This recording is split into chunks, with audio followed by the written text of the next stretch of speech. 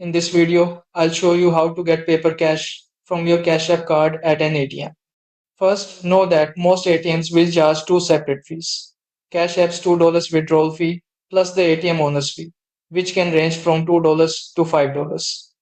There's also $1,000 weekly withdrawal limit, including cashback transactions.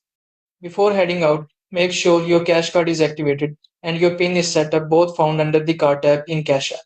Also, check your Cash App balance on the home screen since you can't withdraw more than you have. At the ATM, insert your card, enter your PIN, choose withdraw, and select either checking or savings, both work.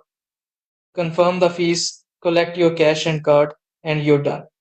Unfortunately, contactless withdrawals with Google Pay or Apple Pay don't work yet. But here's the trick. If you set up direct deposit and receive at least $300 per month, Cash App will refund all your ATM fees, up to 3 times a month. You can also get free cash back at many stores when checking out with your cash card.